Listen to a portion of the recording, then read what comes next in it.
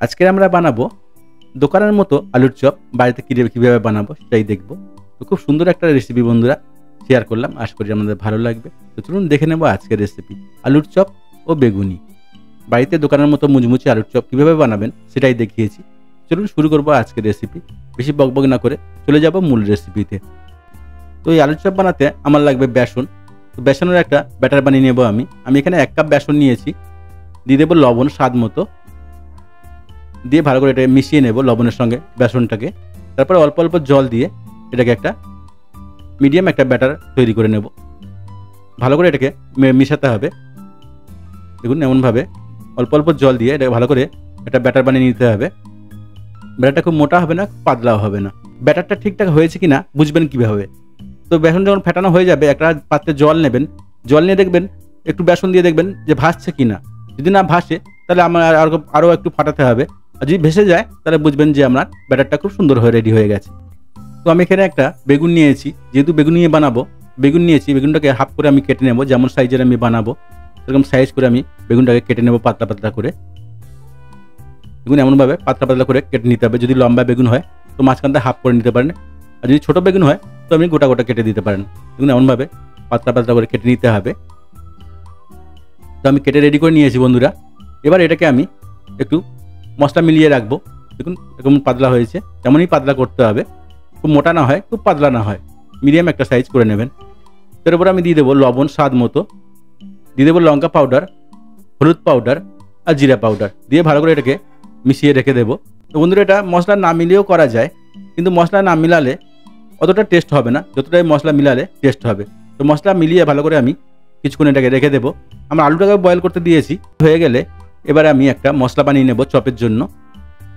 সেটা ভালো করে মিলিয়ে নিতে হবে। দেখুন এমনভাবে মিলিয়ে আমি রেখে দিয়েছি। তো আলু আমার বয়েল হয়ে গেছে।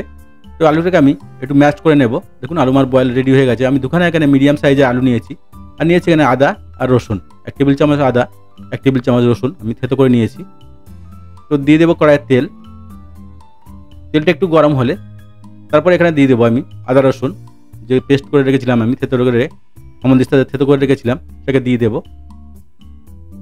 দিয়ে ভালো করে একটু ফ্রাই করে নেব। এবারে আদা আর রসুনটাকে ভালো করে আমি ফ্রাই করে নেব, যাতে কাঁচা গন্ধটা না থাকে।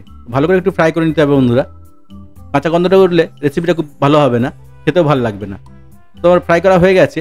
তো দিয়ে দেবো আলু, যে ম্যাশ করে রেখেছিলাম আলুটা দিয়ে দেবো। দিয়ে ভালো করে এটাকে মিশিয়ে নেবো একসঙ্গে। দিয়ে দেবো লবণ স্বাদ মতো, আর দিয়ে দেবো এখানে চিলি পাউডার 1/2 টিস্পুন। আপনি যেমন লঙ্কা খেতে পছন্দ করেন তেমন দিয়ে দেবেন। দিয়ে দেবো হলুদ পাউডার 1/2 টিস্পুন, আর দিয়ে দেবো এখানে জিরা পাউডার 1/4 টিস্পুন, আর দিয়ে দেবো এটা মিক্স মশলা 1 টেবিল স্পুন। তো দিয়ে আমি ভালো করে মশলাটাকে বানিয়ে নেব, পুরটাকে বানিয়ে নেব। দেখুন এমনভাবে চপের পুরটাকে ভালো করে মিলিয়ে বানিয়ে নিতে হবে। দেখুন আমার রেডি হয়ে গেছে। তো দিয়ে দেবো একটু গরম মশলা। গরম মশলাটা অপশনাল, আপনারা নাও দিতে পারেন। তো গরম মশলাটা দিলে কী হবে, চপটার টেস্টটা খুব সুন্দর হয়ে যাবে। চপের পুরটা আমার প্রায় রেডি হয়ে গেছে। তো এটাকে আমি এবারে নামিয়ে ঠান্ডা করে নেব। আমার বেসনটাও রেডি হয়ে গেছে। তো বেসনে এবারে মিলাবো আমি খাবার সোডা, যেটা মিটার সোডা বলা হয়, 1 টিস্পুন, দিয়ে ভালো করে এটাকে মিশিয়ে নিতে হবে। দেখুন এমনভাবে ভালো করে আরেকবার মিলিয়ে নেব। আর দিয়ে দেবো এখানে গরম তেল, হালকা গরম তেল 1 টেবিল চামচ। দিলে কী হবে, খাস্তাটা খুব সুন্দর হবে। তো আমি তেল দিয়ে দিয়েছি। তেল দিয়ে আরেকবার এটাকে ভালো করে মিলিয়ে নেব। দেখুন খুব ক্রিস্পি হবে, খাস্তা হবে খুব, চপটা নরম ভাতে হবে না। আপনি কিছুক্ষণ পরে খেলেও শক্তই থাকবে। তেমনভাবে বানিয়ে নেবেন। তো দেখুন ভালো করে এটাকে মিলিয়ে রেডি করে নিতে হবে। তো ব্যাটারটা আমার রেডি হয়ে গেছে বন্ধুরা। এবার আমি চলে যাব নেক্সট স্টেপে। তো নেক্সট স্টেপে আমাদের চপের মশলাটাকে শেপ দিয়ে নিতে হবে। ঠান্ডা হয়ে গেছে। এবার এটাকে আমি হাত দিয়ে যেমন সাইজের বানাবো তেমন সাইজের ডোগুলো কেটে নিয়ে এটা শেপ দিয়ে নেব। গোল দিতে পারেন, আপনারা যেমন চান তেমন এটা শেপ দিয়ে নেবেন। তো আমি এখানে গোল গোল শেপ দিয়ে নিচ্ছি। দেখুন তেমনভাবে সবগুলোকে আমি রেডি করে নেব। দেখুন কেমন হয়েছে, কত সুন্দর হয়েছে। তেমনভাবে সবগুলো আমার রেডি হয়ে গেছে বন্ধুরা। এবারে এটাকে আমি ফ্রাই করতে আরম্ভ করব। আমার চপটাও রেডি হয়ে গেছে, আর বেগুনির মশলাগুলো খুব সুন্দরভাবে মশলা টেনে নিয়েছে বেগুনগুলো। তো এবারে এগুলোকে একটা একটা করে আমি ফ্রাই করে নেব। তো ফ্রাই করার জন্য আমি তেল বসিয়ে দেব। তো দেখুন বন্ধুরা আমি তেল বসিয়ে দিয়েছি। তেলটা প্রায় গরম হয়ে গেছে। তো ভালো করে গরম হয়ে গেলে এবারে একটা একটা করে সবগুলো আমি ছেড়ে দেবো। দেখুন এমনভাবে সবগুলোকে ছেড়ে দিতে হবে। দেখুন কত সুন্দর হচ্ছে। খুব সুন্দর একটা রেসিপি শেয়ার করলাম, আশা করি আপনাদের ভালো লাগবে। আর যদি আমার রেসিপিটা আপনাদের ভালো লাগে তো চ্যানেলটাকে লাইক, শেয়ার, সাবস্ক্রাইব করতে ভুলবেন না। আর নতুন নতুন রেসিপি দেখতে চ্যানেলটাকে সাবস্ক্রাইব করে রাখুন আর বেল আইকনটাকে অলে সেট করে রাখুন। তাহলে কী হবে, আমি যখনই নতুন রেসিপি ছাড়বো নোটিফিকেশনটা আপনার কাছে আগে পৌঁছবে। দেখুন কত সুন্দর কালার হয়েছে আর খুব মচমচেও হবে। যদি বাড়িতে বানিয়ে নেন তাহলে দোকান থেকে আর চপ কিনে খেতে হবে না। দেখুন কত সুন্দরভাবে রেডি হয়ে যাচ্ছে। খুব মচমচে হবে, দোকানের মতো মচমচে হবে যদি এমনভাবে বানান। যদি রেসিপিটা ফলো করেন তাহলে আপনার কোনো অসুবিধা হবে না। তো দেখুন আমার রেডি হয়ে গেছে। তো তুলে নেবো এগুলোকে, বাকিগুলোকেও এমনভাবে আমি ফ্রাই করে নেব। দেখুন কত সুন্দর হয়েছে, কত সুন্দর কালার হয়েছে। তো এবার আমি বেগুনগুলিকেও রেডি করে নেব। দেখুন একটা একটা করে বেগুনগুলিকেও ফ্রাই করে নেব। দেখুন কত সুন্দর ফুলছে। তো একটা একটা করে যে করা যাবে সেরকমভাবে আমি দিয়ে এটাকে ফ্রাই করে নিতে হবে। দেখুন কত সুন্দর ফুলে গেছে।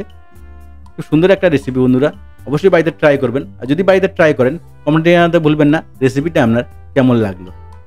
আরও নতুন নতুন রেসিপি দেখতে অবশ্যই কমেন্ট করুন, আমি সেই সব রেসিপি আপনাদেরকে বানিয়ে দেখাবো। কী রেসিপি আপনারা দেখতে চান কমেন্টে জানাবেন, সেই সব রেসিপি আমি বানিয়ে দেখাবো। দেখুন কত সুন্দর হয়ে গেছে, একদম দোকানের মতো। তো অবশ্যই বাড়িতে ট্রাই করবেন। আর যদি ট্রাই করেন কমেন্টে জানাতে ভুলবেন না। আপনি এটা মুড়ি বা চায়ের সাথেও সার্ভ করতে পারেন। খুব সুন্দর একটা রেসিপি। দেখুন কত সুন্দর হয়েছে, কত সুন্দর কালার হয়েছে আর কত সুন্দর ফুলে গেছে। আপনি যদি রেসিপিটা ফলো করে এটাকে বানান তাহলে আপনার বানাতে কোনো অসুবিধা হবে না, আপনি বাড়িতেই বানিয়ে নিতে পারবেন। তো বন্ধুরা পুরো ভিডিওটা দেখার জন্য ধন্যবাদ সবাইকে। ভালো থাকবেন, সুস্থ থাকবেন, আবার দেখা হবে নেক্সট ভিডিওতে। আর নতুন নতুন রেসিপি দেখতে কমেন্ট করুন, আমি সেই সব রেসিপি আপনাদেরকে বানিয়ে দেখাবো। ধন্যবাদ সবাইকে, ভালো থাকবেন, সুস্থ থাকবেন।